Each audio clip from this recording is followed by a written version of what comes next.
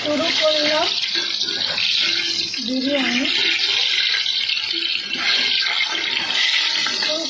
যা আলুগুলো আগে ভেজে তুলে নিই লাল লাল করে, তারপর বেরেস্তাটা ভাজবো। তবে জাস্ট আলু দিয়ে শুরু করলাম বিরিয়ানিটা রেডি করতে। তো ভাজা ভাজা হোক লাল লাল করে, তারপর তুলবো। আলুটা লাল লাল করে ভাজা হয়ে গেছে, দেখো। এবার এটাকে তুলে নেবো, সব কটাকে তুলে নিয়ে এবার পেঁয়াজের বেরেস্তাটা ওই একই তেলে ভাজতে দেবো। আলুগুলো একটু করে তুলে নিচ্ছে। কটা আলু এভাবে তুলে নিয়ে এক জায়গায় রাখলাম। এবার পেঁয়াজের বেরেস্তাটা ওই তেলে ভাজতে দিয়ে দেবো। এই বেরেস্তাটা ভাজতেই যা সময় লাগে জানো তো, আদারওয়াইজ অতটা কোনো সময় লাগে না, এই বেরেস্তাটা ভাজতেই যা সময় লাগে। তাহলে দেখো এখানে দইয়ে যে চিকেনটা ম্যারিনেট করা আছে না, এ দিলেই হয়ে যাবে জানো তো। এখানে পেঁয়াজটা ভাজতেই বেরেস্তাটা ভাজতেই যে সময় লাগে। এদিকে চালটাও আমি রেডি করছি। বেরেস্তা ভাজা হয়ে গেল, একটু মচমচে ভাজলাম, রেখে দেবো। আলু ভাজাও হয়ে গেছে, রসুন থেতো করে এবার আমি কড়াতে হাঁড়িতে একটু আমি রসুন থেতো করা দেবো। এর মধ্যে যেটা থেতো করা রেখেছি এটা একটু দিলাম।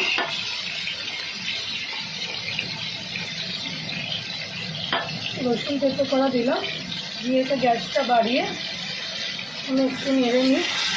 রসুনটা একটু লাল লাল হয়ে যায়, একটু লাল লাল হয়ে যায়, তারপর আমি মাংসগুলো ছেড়ে দেবো।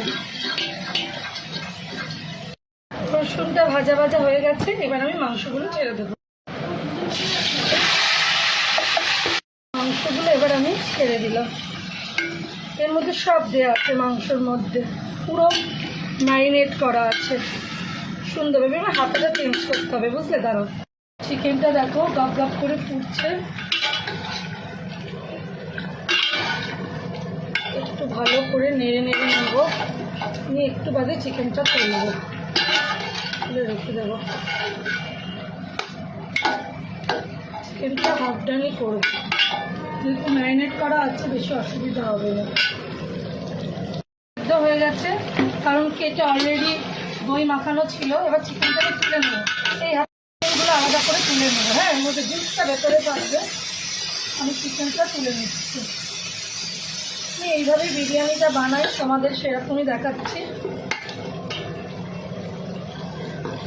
বিভিন্ন রকমভাবে বিভিন্ন মানুষ বানায়, আমি আমারটা তোমাদেরকে দেখাচ্ছি। জুসটা যতটা সম্ভব তুলবে না, যতটা সম্ভব হবে। অনেকটা সম্ভব হবে, অনেকটাই হবে না, সেটা থেকে যাবে।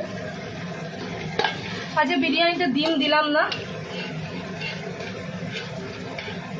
এবার আমি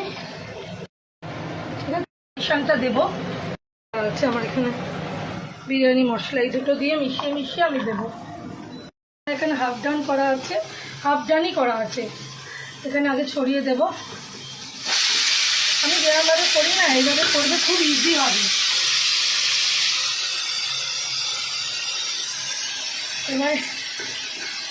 এবার দিলাম তো, দিয়ে এবার আমি দেখাচ্ছি কীভাবে দেবো। মিন্ট ক্লিপগুলো ওখানে আছে তো, দুটো, তিনটে, চারটে আলু দিলাম, একটা, দুটো, তিনটে,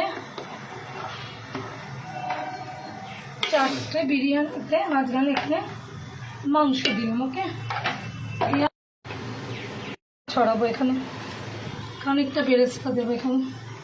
যেটা বাড়িতে বানিয়েছি তোমাদেরকে একটা আগের ভিডিওতে, এই ভিডিওতেই আমরা দেখিয়েছি। বিরিয়ানি মশলাটা দেব। গোলাপ জল, কেওড়া জল, মিঠা আতর করা আছে রেডি। এবার এইটা দেব।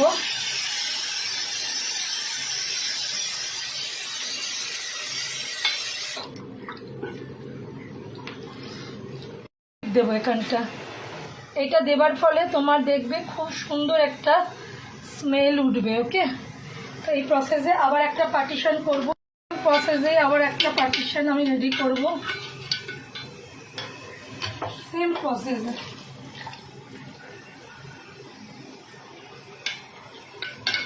চালটা একটু ছড়িয়ে দেওয়ার পর এই যে আলুগুলো আলুগুলো আমি একটা একটা করে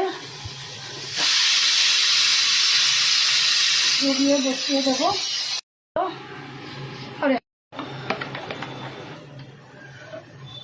চিকেন দেখছো, বেশি একদম চিকেনটা ওই করা যাবে না। যদি চিকেন যত তাড়াতাড়ি সম্ভব তুলে নেবে, ভাপে হবে আর স্টিমে হবে তত ভালো। কেন চিকেন হয় কি, চিকেন খুব তাড়াতাড়ি গলে রেডি আছে। এটা একটু একটু করে দেওয়ার কিছু নেই, এটা পুরোটাই ওপর দিয়ে আমি দিয়ে শেষ করে দিলাম। ঠিক করে রেখেছি, কেন বেরেস্তাটা আমি রেখে দেবো, আমার যে কোনো রান্নায় কাজে লাগবে। একটু বেরেস্তাটা ভেতর ভেতর দিয়ে দিলাম, আর একটু দিয়ে দিলাম। এরপর দেবো একটু ভেতর ভেতর দিয়ে একটু বিরিয়ানি মশলা দিয়ে দিলাম, দিয়ে ক্লিপ দেবো, অল্প একটু দিলেই হয়, যেহেতু এখন গরমকাল একটু দিলে ভালোই লাগবে।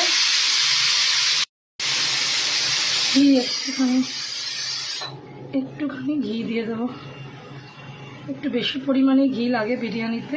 ঢাকা দিলাম, এই চাটু গরম করতে দিয়ে দিয়েছি, চাটুর মধ্যে কষাবো। আর ওপরে কটা বাজে বাবা?